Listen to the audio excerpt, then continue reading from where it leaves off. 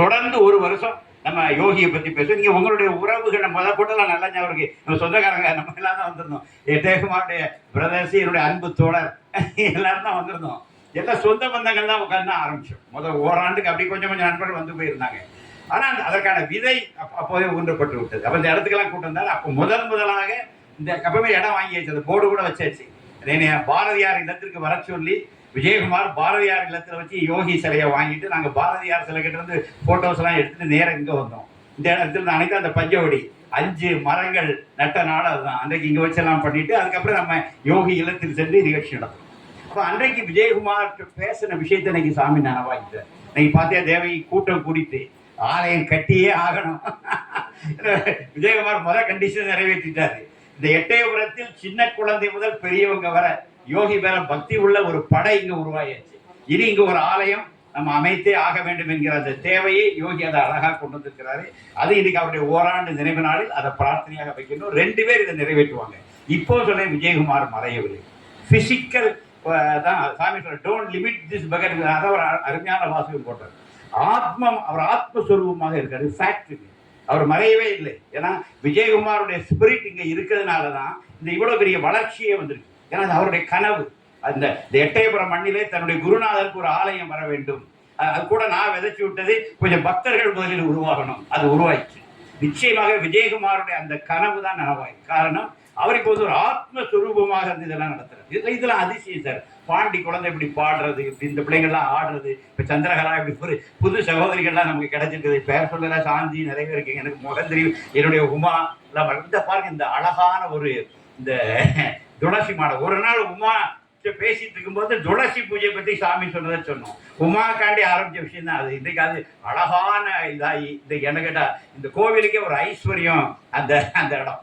நீங்க அதில் இப்போ எல்லாமே அங்கே பூஜை பண்ணி சுவாமி துளசி பூஜையை பற்றி பெண்களுக்கு ரொம்ப சொல்லியிருக்காரு. எல்லா பெண்களும் தங்கள் வீட்டில் துளசி வைத்து தினமும் துளசி பூஜை பண்ணணும். உனக்கும் சேர்த்து தான். பிஸியாக இருப்பேன், பிஸ்னஸ் எல்லாம் ஒரு சைடு இருக்கட்டும். ஒரு சின்ன துளசி செடியை வை, டெய்லி அதுக்கு ஒரு சின்ன ஊதுவத்தி காட்டி அப்படி தொட்டு கும்பிட்டு அவ்வளோதான். அதான் துளசி. மானசீகமாக துளசியை பூஜை பண்ணிடணும். இன்றைக்கு அது நனவாயிடுச்சு. அப்போ சாமியும் விஜயகுமாரும் உட்கார்ந்து எட்டயபுரத்தை படிப்படியாக வளர்த்துட்டு வராங்க. இல்லை தம்பி இளவரசனுடைய தனிப்பட்ட பாராட்டுகள். ஒரு 2-3 நாளாக வந்திருந்து இந்த பேக் ட்ராப் இது எல்லாத்தையும் ஒரு கனவு கண்டு அழகா உருவாக்கி நீங்க விஜயகுமாரை கூட எங்கள்கிட்ட தந்துட்டீங்க. ஏன்னா இப்போ தனியாவே உணரல, என் கூட விஜயகுமார் உட்கார்ந்துருக்காரு. I feel so. என் கூட அவர் இருக்கிறார்.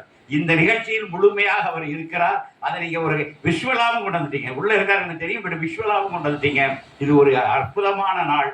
ஓராண்டிலேயே இவ்வளவு பேர் இங்கு வந்திருந்து ஆத்மார்த்தமாக எல்லாருமே ஆத்மார்த்தமாக இந்த நிகழ்ச்சியில் பங்கு கொள்ளுங்க. பலர் எங்கிட்ட கேட்டாங்க, எங்க பேரெல்லாம் விட்டுட்டீங்க. நாங்க இருந்ததை வச்சு ஒரு லிஸ்ட்டை போட்டோம், ஒரு 1 மணி நேரம் நிகழ்ச்சி நடத்துறதுக்காக. அதனால இப்ப மற்றவங்களே இப்போ ஒரு வேண்டுகோள் வச்சிருந்தோம். இந்த லிஸ்ட்ல கொஞ்சம் பேர் அறிவிச்சிருக்கிறோம். வேற யார் விரும்பினாலும் இங்க வந்து விஜயகுமார் பத்தி பேசலாம். No restriction. பட் ஒரு 5 மணித்துறைகள் எடுத்துங்க. காலம்தான் ஒரு சின்ன இது. முதலாக அவருடைய குடும்பத்தை சேர்ந்த அன்பிற்குரிய திருமதி கண்ணம்மா அவர்கள் வந்து இதை துவங்கி வைப்பார்கள். கண்ணம்மா அவர்களை வருக என வரவேற்று விஜயகுமார் அவருடைய எண்ணங்களை பகிர்ந்து கொள்ளுமாறு அன்போடு கேட்டுக்கொள்கிறேன். வந்து 42 வருஷம் ஆச்சு. அப்ப வந்து விஜய் வந்து காலேஜ் படிச்சுட்டு இருக்காங்க. அப்பயே அவங்க பூஜை ரூம்ல போயிட்டு கதை கஷ்டம் சிவப்புறாங்க எல்லாமே சொல்லிட்டு தான் வெளியே வருவாங்க.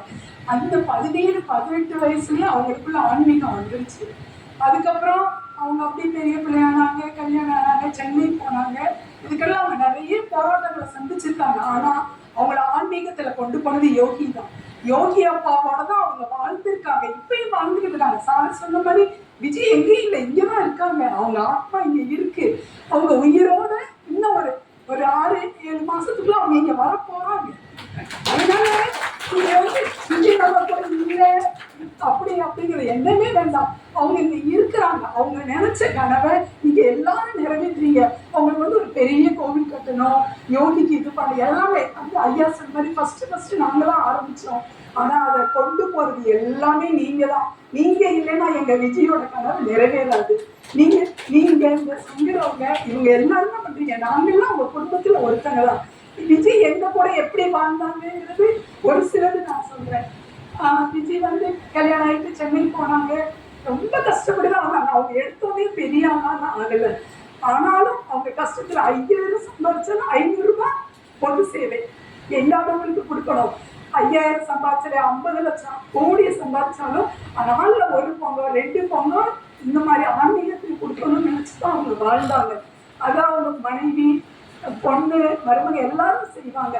மனைவி இருக்கா பாருங்க, அதாவது ஒரு மனுஷன் பிறந்தான் இறந்தான் 1 மாசம் கும்பிடுவோம், வருஷம் கும்பிடுவோம். ஆனா அவ அன்னைக்கு ஏப்ரல் 2024 ஏப்ரல்ல 18க்கு அப்புறமும் அவ இன்னும் அவரோட தான் வாழ்ந்துட்டு இருக்கான். டெய்லி காஃபில இருந்து நைட்டு பால் வரைக்கும் அவர் கூட பேசுறது, அவர் சாப்பிடுறாரு, அவர் இருக்கிறாரு, அப்படிதான் அவ வாழ்ந்திருக்கா. எல்லா வருஷங்களுக்கும் அந்த கொடுப்பனை கிடைக்காது. ஏன்னா இவர் இப்ப இப்படி ஒரு போட்டோ யோகி பக்கத்துல அவர் வரணும், அவர் எவ்வளவு தியாகம் பண்ணியிருப்பாரு, எவ்வளவு அவருக்காக இது பண்ணியிருப்பாரு. இப்பயும் நீங்க திருவண்ணாமலை யோகிராசர் ஆலயத்துக்கு போயிட்டு எட்டயபுரம் விஜின்னு சொல்லுங்க, உங்களுக்கு தனி ஒரு மரியாதை கிடைக்கும். அந்த அளவுக்கு இப்படி எல்லாம் வரணும் அப்படின்னு அவர் எவ்வளவு கஷ்டப்பட்டிருப்பாரு.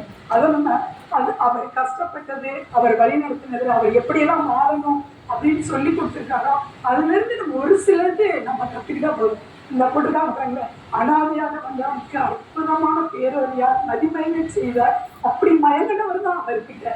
மயங்கிறது இல்லாம அவங்க மனைவியெல்லாம் அவரை பின்தொடர்ந்தாங்க, பொண்ணு போனா எல்லாருமே அவர் போகாத கோவில் இல்லை, செய்யாத தர்மம் இல்லை, எல்லாமே நம்ம நினைப்போம் அந்த விஜி இல்லை, கிடையவே கிடையாது. அவங்க இருக்காங்க, சூழத்தாலும் நம்மளோட இல்லைய வச்சு. இப்ப நீங்க இந்த கோயிலுக்கு வர்றீங்க அப்படின்னா சாதாரண இன்னைக்கு நினைவஞ்சலி சாதாரண நீங்க நாள்ல வரும்பொழுது உள்ள நுழையும் போதே உங்க மனசுல ஒரு சின்ன துணியா விஜி வந்துட்டு தான் போவாங்க, வராம தான் இருக்கவே மாட்டாங்க. அதனால நீங்க என்னைக்கும் இதை இப்படியே ஃபாலோ பண்ணணும். இதை வந்து பெரிய கோவில் ஆக்கணுங்கிறது அவரோட பெரிய கனவு. அதுக்கு ஒரு வரைபடமே வச்சிருக்காங்க. நீங்க உள்ள வரும்போது அந்த வரைபடத்தை சங்கர் உங்ககிட்ட காட்டுவாங்க. அதை மனசுல நினைச்சுக்கோ, இந்த மாதிரி ஒரு கோவில் நாங்க இங்க உருவாக்கணும், நாங்க எல்லாரும் சேர்ந்து பிரார்த்தனை பண்ணணும், எல்லாரும் கும்பிடணும். நீங்க இங்க வர்ற எல்லாருக்குமே யோகியோட அருளும் விஜய் பாருங்க, எல்லாருமே போட்டோக்கு போஸ்ட் கொடுப்போம், எல்லாரும் போட்டோ எடுத்துவோம். ஆனா அவரோட போட்டோ ஒரு நிமிஷம் பாருங்களேன், அவர் நம்மளை பார்த்துக்கிட்டு இருக்கிற மாதிரியே தான் இருக்கு, அவர் நம்ம கிட்ட பேசுற மாதிரியே தான் இருக்கு. அதனால விஜய் எங்கேயும் போல இங்கதான் இருக்காங்க, உயிரோட இருக்காங்க. உயிரோட இன்னொரு ஸ்தூலத்துல கூடிய விரைவில் வருவாங்க. நீங்க எல்லாரும் அதை கொண்டாடணும். விஜய் எப்போதும் அவர் சொன்ன வழிப்படி நீங்க கண்டிப்பா நடக்கணும். அருமை அருமை, மிக நெஞ்சை தொட்ட ஒரு ஸ்பீச். வேற யாராவது நீங்க பேசுறீங்களா? வேறு நண்பர்கள் இந்த லிஸ்ட்ல எல்லாம் யாருனாலும் பேசலாம். இப்போ முதலில் நான் அன்புக்குரிய இல்லை அவங்க கடைசியில் செல்லப்பாண்டி அவர்களை பேச அழைக்கின்றேன். விளாத்தி குலத்தினுடைய யோகி ராம் சரத்குமார் நாம கேந்திரத்தினுடைய நிறுவனர் எங்கள் விஜயகுமாருடைய சகோதரன் இப்போது பேசுவார். யோகி ராம் சரத்குமார், யோகி ராம் சரத்குமார், யோகி ராம் சரத்குமார், ஜெய் குருராயா. விஜயகுமார்னா வந்து முத எட்டயபுரத்துலேருந்து விளாத்திகுளத்துக்கு கூட்டு வந்தது உலகநாயக கூட்டு வந்தாங்க. அப்போ வந்து அந்த கோயிலில் வந்து வந்தார். கொஞ்சம் இவர் அப்போ வந்து நல்ல சாமிக்கு நிறையா பண்ணுவாங்க அப்படிங்கிற ஒரு தகவல் சொல்லியிருந்தாங்க. நான் வந்து சரி நம்ம கோயிலுக்கு வந்தால் அன்னதானம் கொடுக்குறதுக்கு ஐயாட்ட கேட்போம் அப்படிங்கிற ஒரு சாதாரண சிந்தனையில் உட்காந்துருந்தேன். அவர் வந்து அந்த கோயிலை அப்படியே பார்த்தாரு. அங்கே ஒரு பெரியவர் இருந்தார், ஒரு வயசானவர். அந்த சாமிக்கு வந்து நாமா சொல்லிட்டு தீபாரதனை கட்டிக்கிட்டு ஒருத்தர் இருந்தார். என்னுடைய சிந்தனை எப்படி இருக்குது, வந்தால் நம்ம அன்னதானம் வாங்கணும் அப்படி இப்படின்னு யோசனை பண்ணிக்கிட்டு இருக்கிறேன். இயல்பாக அப்படி தான் நம்ம சிந்தனை மனிதர்கள். அவர் வந்து பார்த்துட்டு தம்பி இங்கே வா அப்படின்னாரு. போனேன். இந்த பெரியவர் இருக்கார்ல, இவருக்கு இங்கே எப்படி இருக்கிறாரு அப்படின்னு கேட்டார். ஏன்னா நைட்டு அங்கே தான் தங்கியிருப்பாருன்னொன்னே நம்ம விளக்கு மண்ணெண்ணை விளக்கு வச்சுருப்பாரு, இல்லாட்டா ஒரு தீபத்தை ஏற்றி வச்சுட்டு உட்காந்துருப்பாரு அப்படின்னு. சரி தம்பிங்க அப்படின்ட்டு கொஞ்ச நேரம் சாமி கும்பிட்டாரு.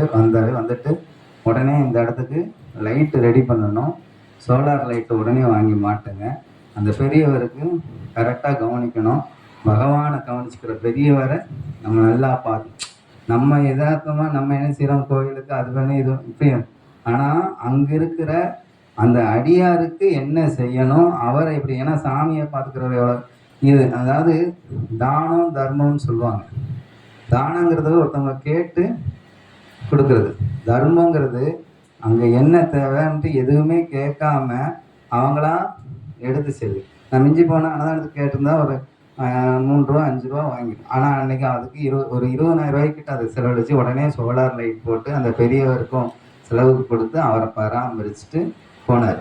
இப்படி முதல் முதல் சந்திப்பு விஜயகுமார் ரெட்டி சாரோட.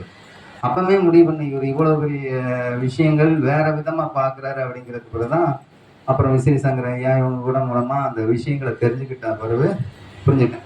பொதுவாக தானம் தர்மம் யார் பண்ணுவா அப்படின்னு யோசனை பண்ணி பார்த்தேன். தானம் தர்மம் யார் பண்ணுவா பொதுவாக யோசனை பண்ணி பார்த்தா அந்த காலங்களில் படங்களில் காமிக்க மாதிரி பெரிய பெரிய முதலாளிமார்கள், பெரிய அரச குடும்பத்தை சேர்ந்தவங்க, அவங்க வந்து நிறைவாக இருப்பாங்க. அதனால மீதி இருக்கிற விஷயங்களை அதை தானம் தர்மமாக பண்ணுவாங்க. அது அது அதை தனக்கு போக தான் தானம் தர்மம் அப்படிங்கிறது இருக்கு. அது மாதிரி தான் பண்ணியிருந்தேன். ஆனால் இந்த மனுஷனை பற்றி விசாரிக்கும் போது ரொம்ப கஷ்டப்பட்டு சாமி கிட்ட போய் இப்படி வந்தாங்கன்னு சொல்றதை கேள்விப்பட்டா எனக்கு ஆச்சரியமா இருந்தது.